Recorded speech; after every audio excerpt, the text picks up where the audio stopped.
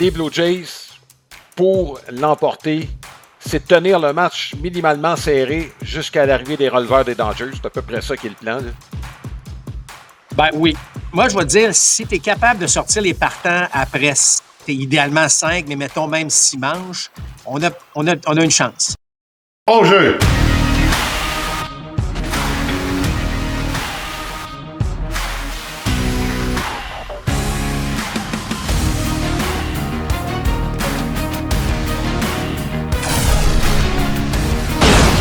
Deuxième prise! Compte complet! Le balado Côte complet est présenté par Grand Match à Boucherville et au Saguenay, votre centre d'entraînement et boutique de baseball avec cage de frappeur intérieur et lance-balles. Fier partenaire de votre passion. Voici vos animateurs, Alain Huseau et Mark Griffin. Bienvenue à Compte complet, Alain Huseau en compagnie de Mark Griffin. On est au cœur des séries. Le baseball canadien est en ébullition, mon cher Marc. On va commencer, première des choses, ce balado va porter sur les séries, l'analyse des 2 séries de championnat et par la suite, on va s'arrêter sur la série mondiale qui nous attend, qui va commencer ce vendredi. Marc, Blue Jays contre Mariners. Écoute, Seattle a gagné un match à Toronto. Malheureusement, c'est pas le bon. C'est samedi. Le Kraken qui a battu les Maple Leafs. C'était pas la victoire que recherchaient les Mariners. Écoute, cette série-là, elle est excitante, on va le dire. Là, c'est une belle remontée de la part des Blue Jays de Toronto. Moi, ça me rappelle la série qu'ils avaient perdue en 85, Marc. Écoute, on avait gagné les 2 premiers matchs. On avait perdu les 2 derniers matchs à domicile. Sauf que là, on a résisté. Puis il y a quelques acteurs sur lesquels, moi, je veux revenir. Puis peut-être pas ceux auxquels on pense. Mais je pense que Hoffman a fait tout un boulot au cours de cette série-là. On a joué nos billes comme il faut lors des 2 derniers matchs. Puis on a peut-être même eu le dessus. J'ose pas dire Schneider contre Wilson parce qu'on sait comment le processus décisionnel peut parfois être. Ça, on pourra y revenir, Marc, parce que éventuellement. Mais je pense que de ce côté-là, les Blue Jays ont eu le meilleur, surtout dans le 7e match. Ouais, tu sais, Alain, lorsque tu es une équipe qui se rend en série mondiale ou une série de championnats se rend à la limite au match ultime, tu sais, puis que tu gagnes, c'est sûr que c'est pas l'affaire d'un ou seul joueur. C'est une affaire d'équipe. Tu sais, tout le monde, je veux dire, regarde la contribution de Nathan Lucas, regarde la contribution de Ernie Clement, regarde la contribution. Tu sais, je veux dire, on pourrait nommer à peu près l'équipe au complet là, qui ont aidé cette équipe-là à se rendre jusqu'au bout. Et Jeff Hoffman en fait partie. Hier, je vais te dire une chose, pas hier, mais évidemment dans le match ultime, même Chris Bassett lançait des rapides à 95-96. Comprends-tu que l'adrénaline, là, elle faisait son travail? Ouais. Dans le cas d'Hoffman, qui avait effectué plus d'une 30aine de tirs la veille, était en plein contrôle. Il retire les 3 frappeurs sur des prises, alors que, Alain, tu regardes les statistiques, c'est un des releveurs de fin de match qui a accordé le plus de coups de circuit cette année. Il y a un écart d'1 seul point. Ouais. Ça paraissait même pas. Tu avais l'impression que c'est sûr qu'il allait faire le travail. Fait que c'est... je pense que, tu as parlé de la série de 85 à domicile, mais je ne veux pas comparer les époques, mais l'ambiance qu'il y avait à Toronto hier, après le circuit, évidemment, de George Springer, tu as l'impression que les Mariners n'avaient plus rien. Là. Ils ont subi ce coup de circuit-là, puis après ça, on sentait que c'était pratiquement terminé, alors qu'il y avait seulement un point d'écart à ce moment-là. Oui. Oui. Marc, il y a une décision hier que je n'ai pas comprise. Puis, alors que les Mariners, tu as 2 gars sur les sentiers, frappeur numéro 7 qui s'en vient au bâton, qui est Crawford, le joueur de rencontre, JP Crawford. Les frappeurs 8 et 9 suivent. Je sais que Crawford a eu une série horrible. Il n'a rien fait à l'attaque pendant cette série-là. Il y a eu plusieurs passagers d'ailleurs chez les Mariners au cours de cette série-là. On lui demande l'amorti. OK, je peux comprendre, il ne va pas bien. Mais si tu demandes l'amorti, tu vas me dire quelque chose, par exemple. Pourquoi est-ce qu'on n'a pas utilisé un frappeur suppléant pour les 2 frappeurs suivants? Moi, c'est ça que j'ai... Tu sais, je parlais du fait que les Blue Jays avaient mieux joué leur bille. Ça en est un exemple. Puis probablement, je pense que c'est là que le match s'est joué du côté des Mariners. Écoute, oui, absolument. 100% d'accord avec toi dans cette situation-là. Les Mariners n'ont pas profité que Bieber n'était pas à 100%. Oui. Et Bieber, Ouais. là, il y en avait du monde sur les buts. Là. Chaque manche, il y avait des coureurs sur les sentiers, mais on n'était pas Ouais. capable de capitaliser. Mais celle-là, je dois t'avouer que j'ai pas compris. Lorsque j'ai vu Moi non l'amorti, plus. j'ai grimacé Mhm. parce que c'est frappeur 8 et 9 et que Rivas n'a rien Ouais. fait de la série. Et là, je m'attendais à des frappeurs suppléants. Tu sais, il faut que tu marques dans cette manche-là. Là. Tu as une occasion en or d'avoir Ouais. des frappeurs, qui, tu sais, c'est 7 qui se rendent sur les sentiers, ou 5 et 6, peu importe, là. Il faut, tu sais, créer quelque chose avec ça. Va marquer un point avec ça. Puis, c'est pas été la seule décision, Alain. Il y en a, tu sais, de voir Rivas de retour au bâton en 9e, Mhm. pour moi, ça faisait pas de sens. Je pense pas qu'on a, tu sais, on a critiqué beaucoup John Schneider, là, à certains égards, sauf qu'il y avait une décision, puis d'amener Brandon Little dans le match numéro 5, et tout Mhm. ça, mais Dan Wilson, je suis pas mal convaincu qu'à Seattle ce matin, on se pose des questions sur quelques décisions là-dessus. Par contre, tu l'as mentionné, il y avait trop de passagers chez les Mariners dans cette série-là, même si c'était un match très, très serré dans le match 7, alors qu'une contribution constante d'à peu près tout le monde chez les Blue Jays de Toronto. Écoute, oui, je suis d'accord avec toi là-dessus. La défense a joué un gros rôle dans les 2 derniers matchs. On a réussi un paquet de double jeux au cours du 6e match. Les Blue Jays, écoute, on a des décisions à prendre. Ça a l'air que Bichette va revenir, mais ça, on pourra en parler au cours du dernier bloc. Moi, je lève mon chapeau à Hoffman. Écoute, c'est une série, je pense que c'est pour ça qu'on l'a mis sous contrat. Il a rempli sa mission. Le titre de joueur le plus utile, Marc, je mettrais un bémol. Tu sais, j'aime bien la statistique win probability added, puis il n'y a personne qui est proche de George Springer dans cette série-là. Malgré tout ce que Vlad peut avoir accompli, je ne sais pas ton opinion là-dessus, Marc, Ben, mais si on parle vraiment du joueur le plus utile, regarde bien, là, le circuit de Springer, là, il y a ben, ne écoute, serait-ce que le dernier match. moi, je vais te dire ce que j'ai pensé de tout ça. Bon, Vlad, Ouais. écoute, c'était des statistiques de jeux vidéo. Là. C'est Ouais, quelque ouais. chose, bon, impressionnant. Je sais pas, quand on a nommé Vlad, bon, je n'étais pas surpris parce qu'à un moment donné, il faut que tu en choisisses un. Ouais. Mais j'avais comme cette impression que Vlad allait se retourner puis qu'il allait demander à Springer, viens-t'en avec moi. Là. Tu comprends? Ouais, ouais. Je pensais à ça puis je me dis, c'est sûr qu'il va l'amener. Je veux dire, le circuit qu'il a, tu sais. Mais il l'a pas fait puis c'est pas parce qu'il n'y a pas pensé. Je veux dire, il y a de l'émotion. On a vu à quel point Vlad Ouais. était très émotif hier.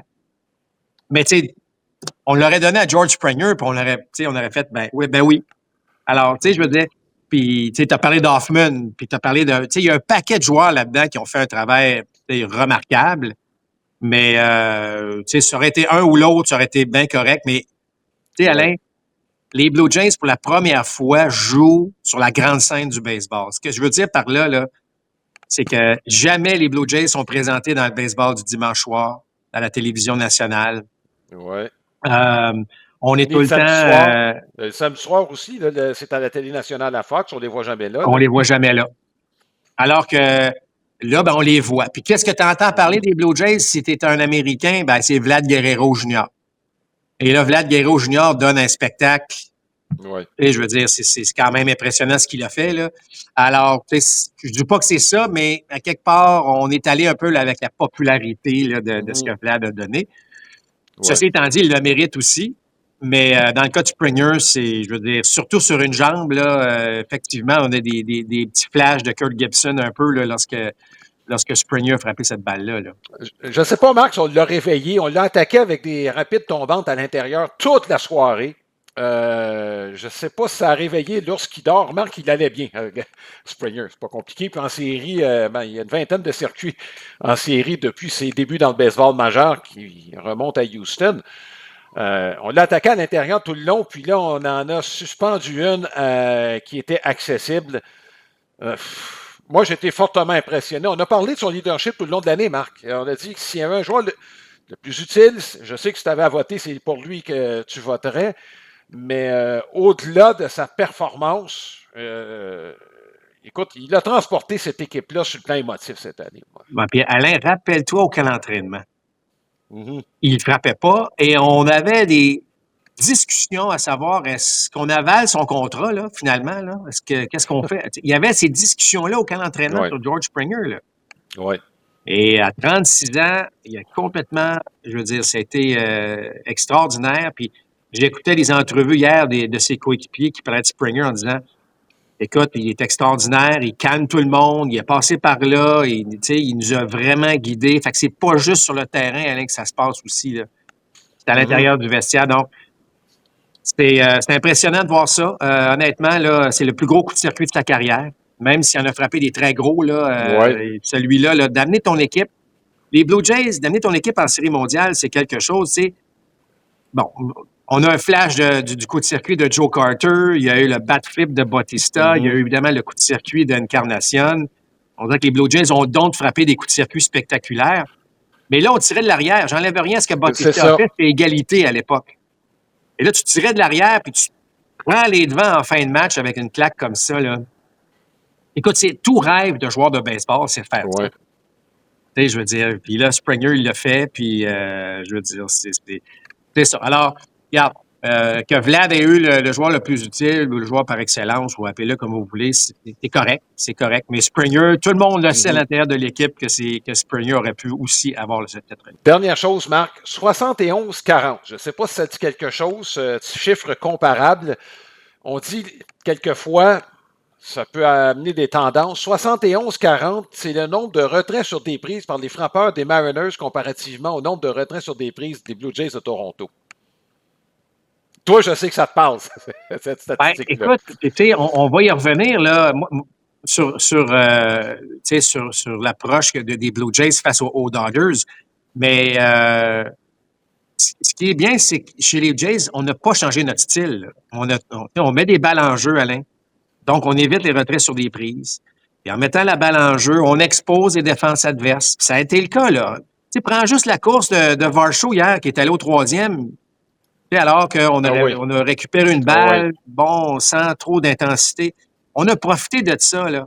Tu sais, lorsque Vlad est passé du 2e au 3e sur une balle au sol que Raleigh n'a pas récupérée, on en a profité de ça. Tu sais, on joue du bon baseball, on court bien les buts, puis je finis là-dessus, Alain, mais ce que j'aime, là, tu as parlé des retraits sur des prises, puis tu fais bien de le mentionner, mais ce que j'aime encore plus de cette série-là, puis de ce que les Blue Jays nous offrent, c'est l'importance de la défense et des courses sur les buts. On parle tout le temps qui va frapper, puis qui va frapper les coups de circuit, puis qui va être partant, puis ça va être qui en relève. Mais combien de fois on met l'accent sur la défense et sur les courses sur les buts? Tu sais, on dit, bon, oui, OK. Mais regarde l'importance d'avoir complété tous ces doubles jeux-là, puis de ne pas avoir donné des retraits additionnels aux Mariners.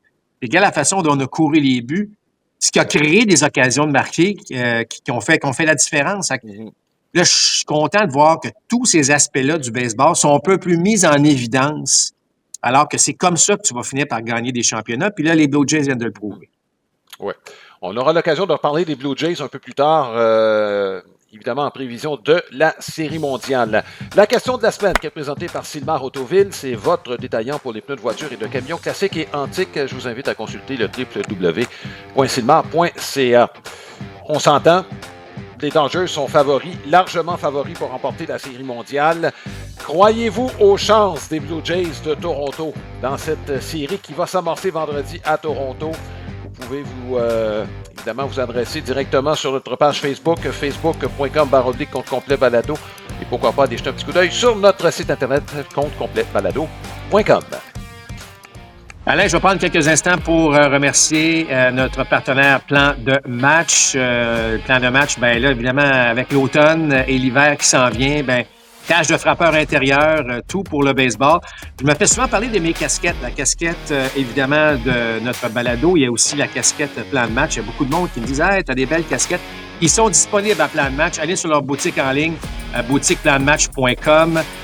2 adresses, une à Boucherville, l'autre à Jonquière. On les remercie de leur support, évidemment, pour notre balado. Et si vous voulez en savoir plus, justement, sur Compte Complet, bien, visitez notre site internet comptecomplet.com.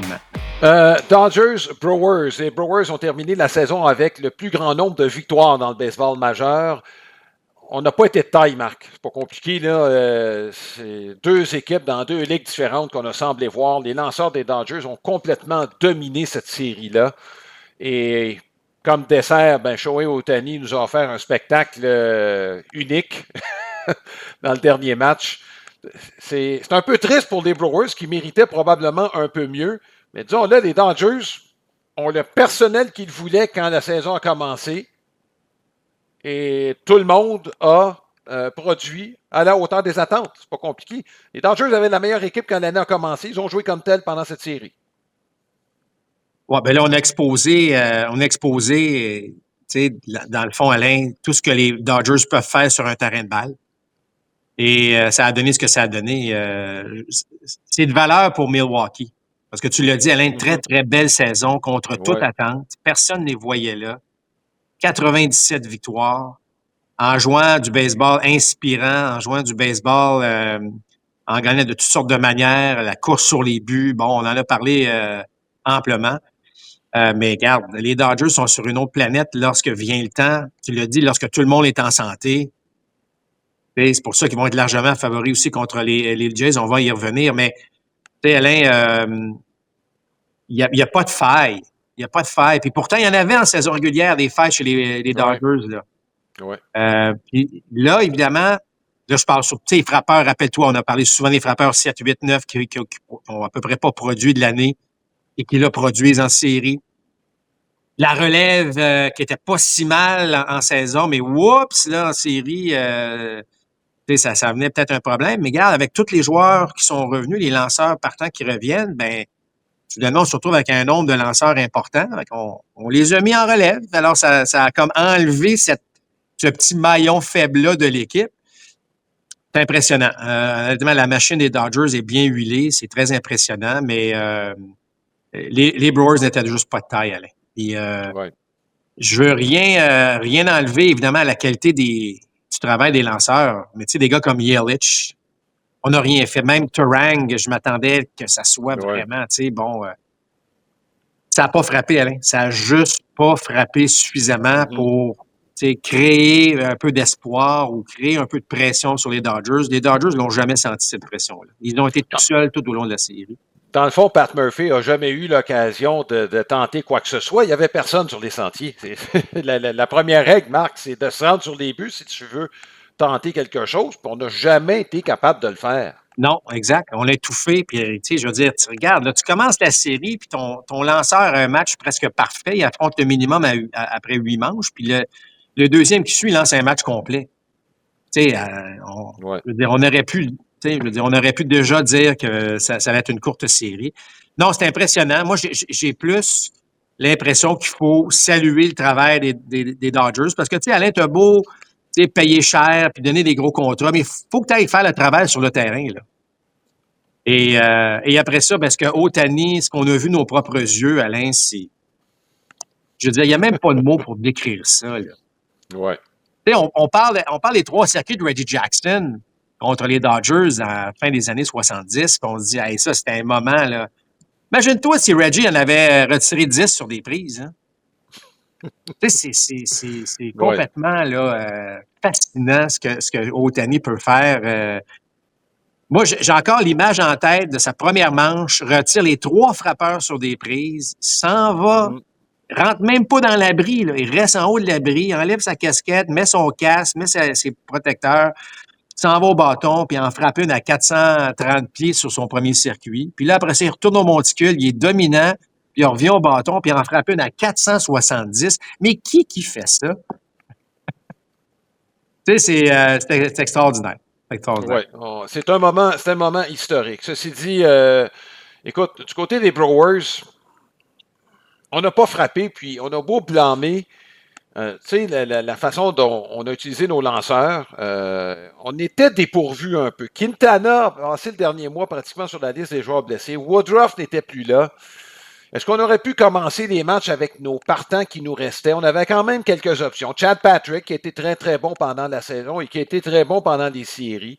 Mizrachi, la même chose. Mais tu sais, on parle de ça. Ça revient... ça revient au fait qu'on n'a pas frappé, Marc. C'est pas compliqué, là. Je veux dire, tu auras beau brasser les dés de la façon que tu voudras chez des lanceurs. 1 point par match. Tu n'iras pas loin avec ça, là. Non, puis Alain, l'équipe était bien bâtie en saison régulière. Mais tu regardes l'importance d'avoir un peu de puissance. Je parle pas qu'il faut que tout le monde, les 9 frappeurs, frappent 20 circuits et plus. C'est pas ça que je dis, mais il faut que de temps en temps, tu en frappes une de l'autre côté. Tu sais, qui te ramène, bon, on a vu dans la série face à les Jays et les Mariners, entre autres choses, mais il faut que de temps en temps, tu sois capable de frapper la longue balle. Puis on l'a fait dans la série face aux Cubs. Rappelle-toi, on a marqué, bon, c'était même pas nécessairement dans les plans, mais bon.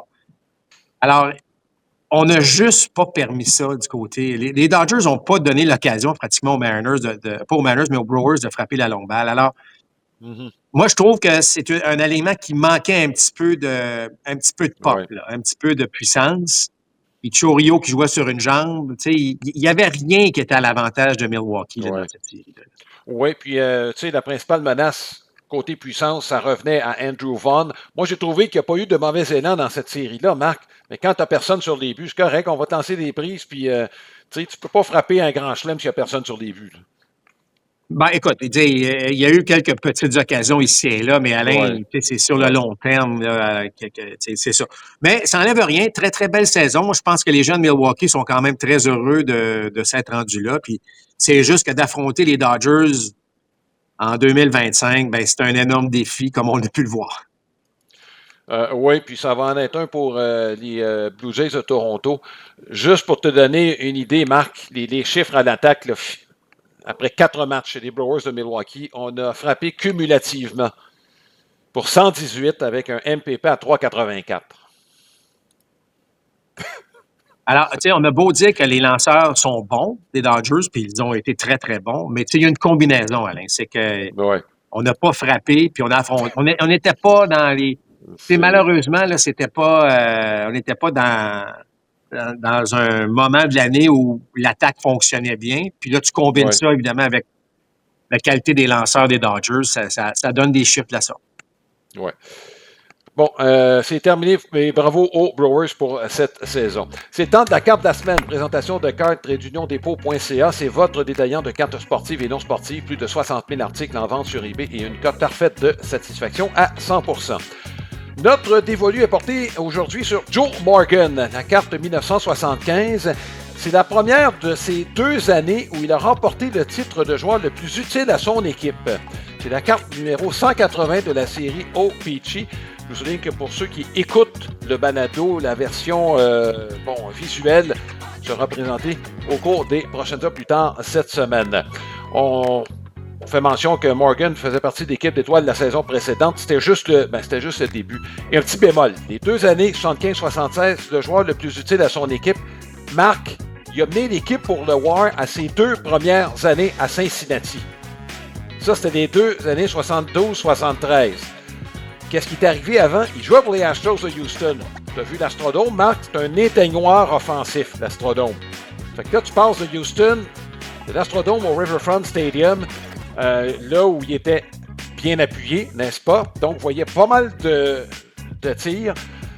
Marc, écoute, 4 années sur 5, il a mené la Ligue nationale pour le WAR. C'est tout à fait exceptionnel dans le cas de Joe Morgan.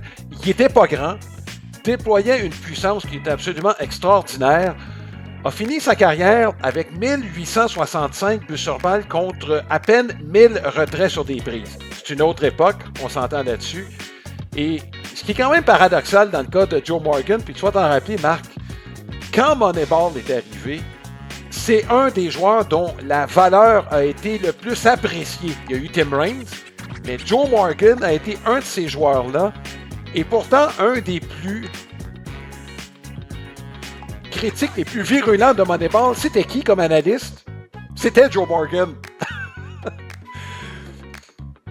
Ça me surprenait beaucoup, là. Compte tenu du joueur qu'il était, compte tenu de la valeur que ça pouvait lui donner d'être un joueur patient comme ça. Mais moi, je retiens, écoute, sa carrière est extraordinaire. 5 pieds, 7 pouces, 160 livres.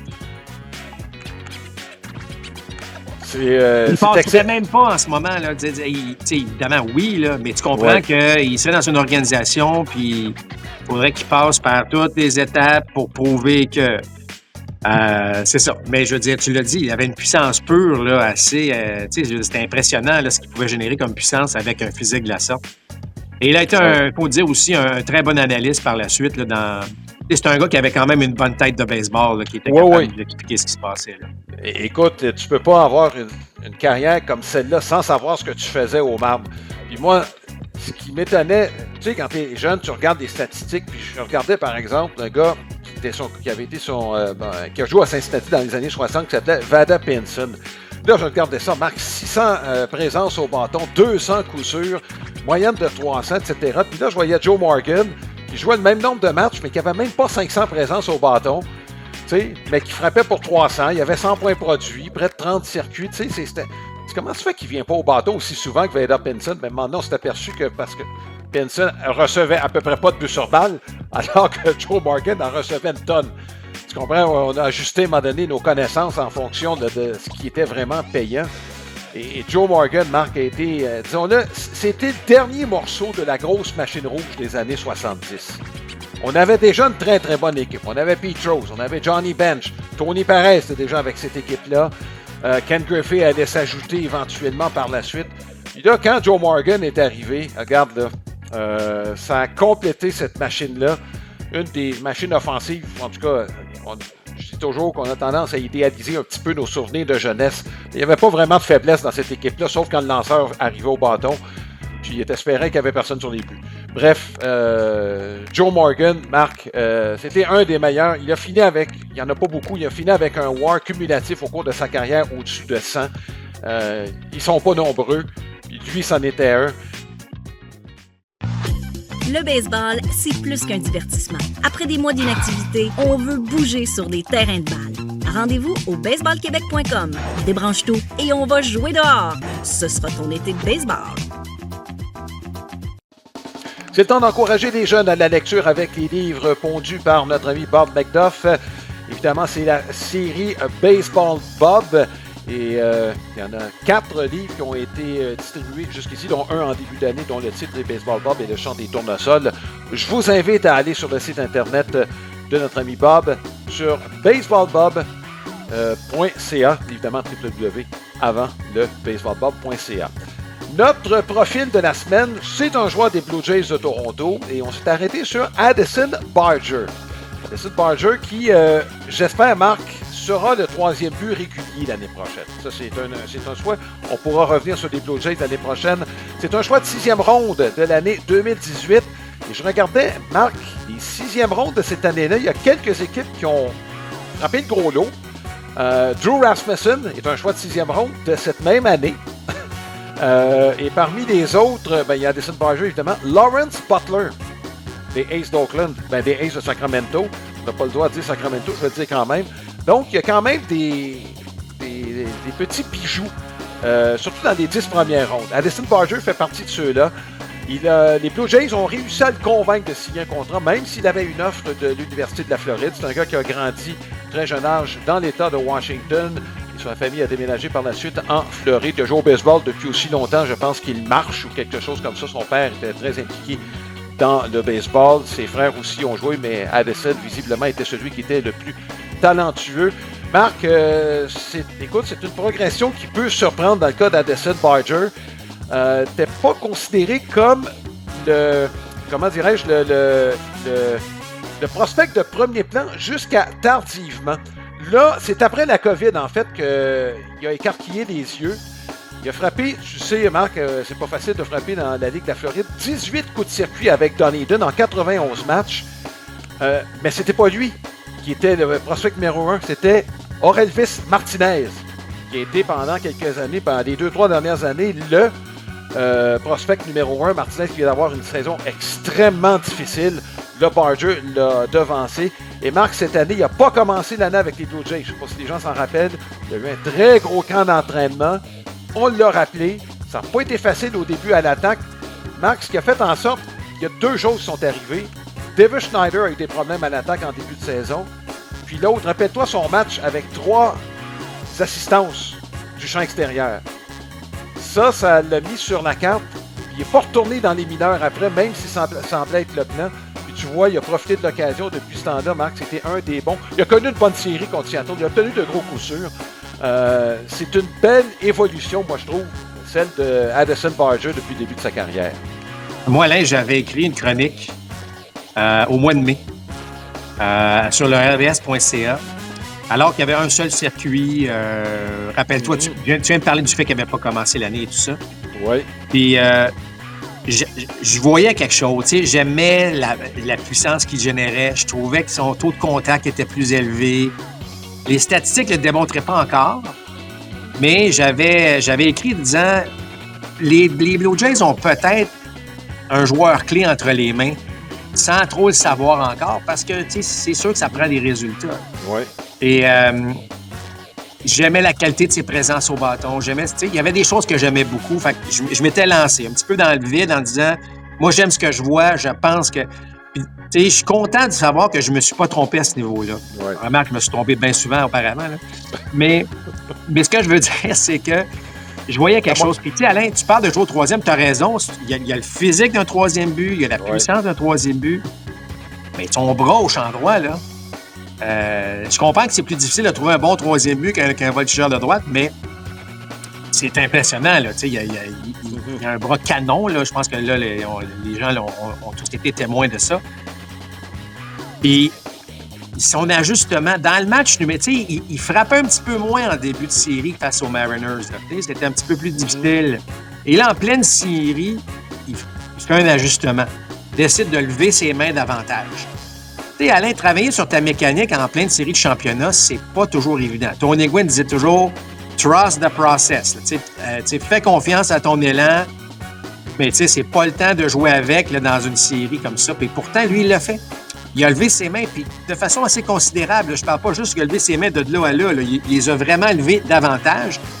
Et ça lui a redonné, donc, cette possibilité de faire des meilleurs contacts. Puis on a vu le résultat avec une coupe de balles frappées d'aplomb, dont un coup de circuit important dans le match numéro 6. Fait que les Blue Jays ont vraiment un gars solide. Il est en train de démontrer que c'est pas trop gros pour lui. Les séries de championnat, il a pris une bonne présence au bâton. Il était là. C'est un beau joueur d'avenir maintenant. C'est un joueur qui a l'air d'un joueur de balle. Et avec la puissance qu'il a puis le bras qu'il a, ben moi, je pense qu'il va avoir une très belle carrière. Mm-hmm. Ben, chapeau. Écoute, comme je dis, ça n'a pas été facile d'être retourné dans le baseball mineur après le camp d'entraînement qu'il y a eu. Puis là, ben, il est devenu un rouage important de la formation des Blue Jays. Les Blue Jays qui sont en série mondiale. Marc, c'est le temps de parler de ce qui s'en vient contre les Dodgers de Los Angeles. Je le mentionnais lors de la question, évidemment, de la semaine. Les Dodgers largement favoris. Ils ont perdu un seul match depuis le début des séries. C'était contre les Phillies de Philadelphie.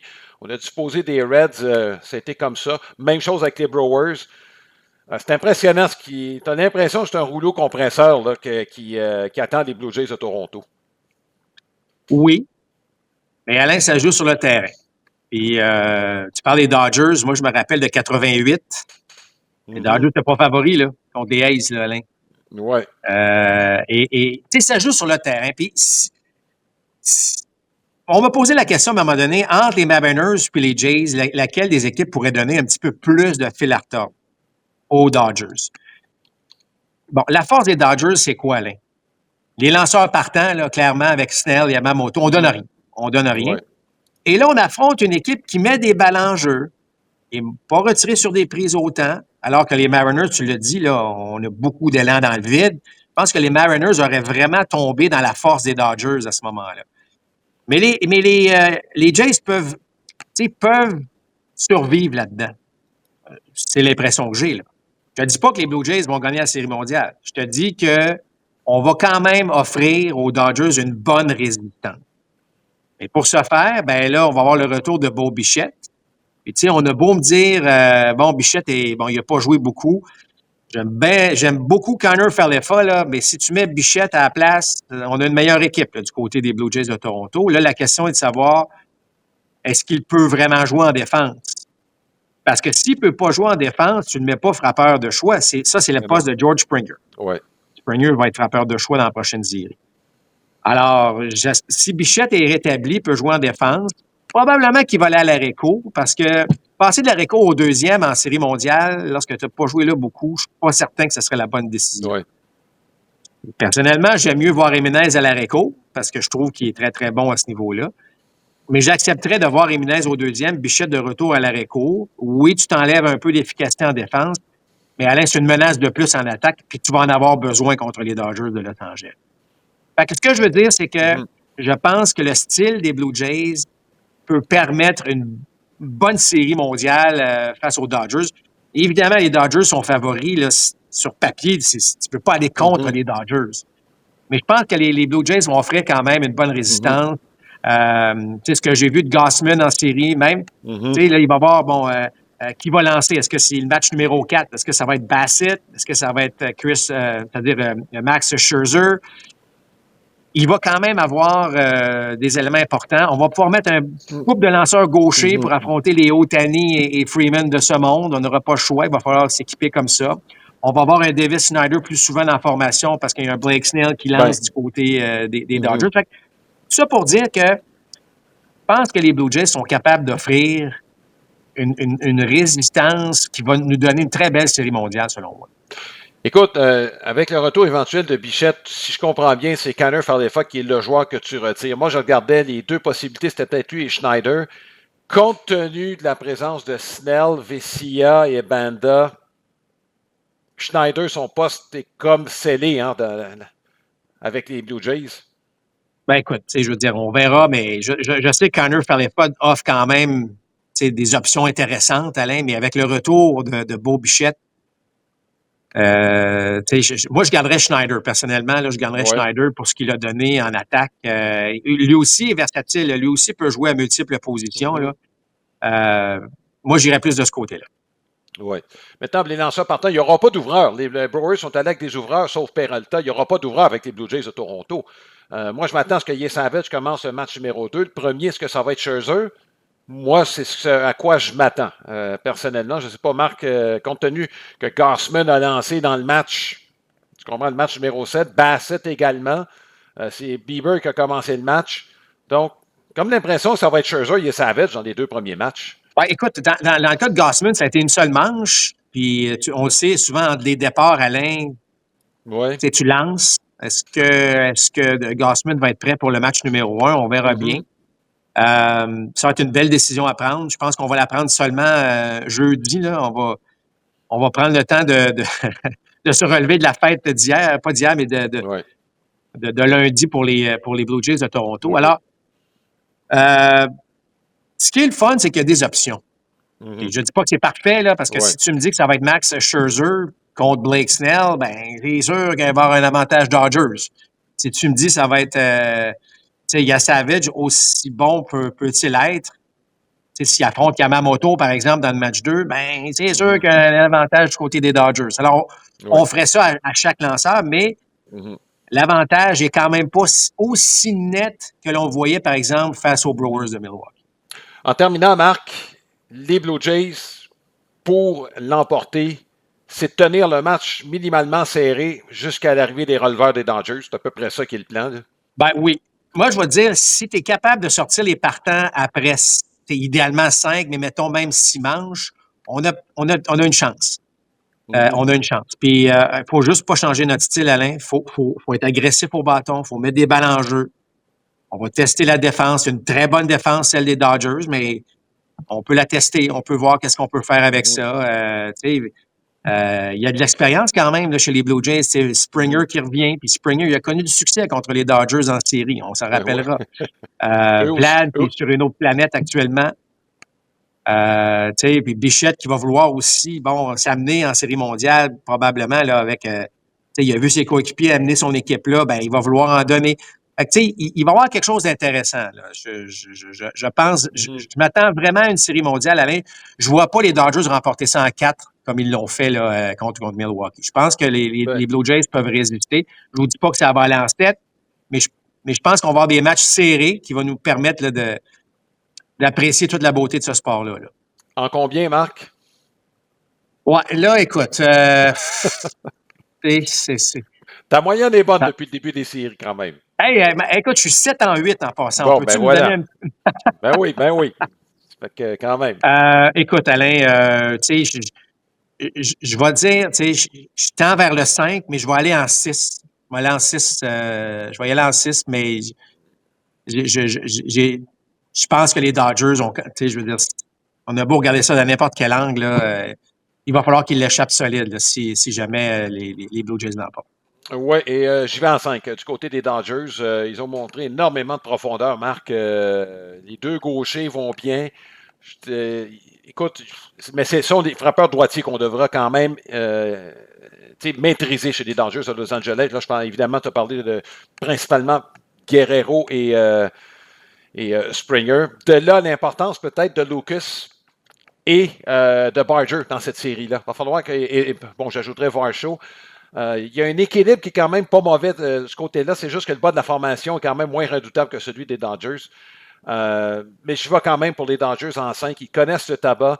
Une seule défaite depuis le début des séries. Est-ce que le congé va les ralentir? Marc, on l'a bien vu depuis cette année particulièrement. Les équipes semblent avoir maîtrisé ce congé davantage. Les Blue Jays, notamment, je pense qu'en ont profité beaucoup. Donc, voilà pour cette série mondiale. J'y vais avec les Dodgers en 5. Ben voilà ce qui complète ce balado. Merci Marc. On va évidemment regarder ce qui se passe du côté de Toronto au cours des 2 prochains matchs.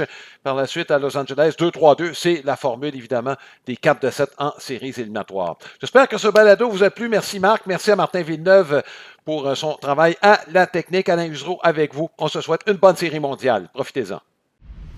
Balado compte complet vous a été présenté par Plan de Match à Boucherville et au Saguenay, fiers partenaires de votre passion.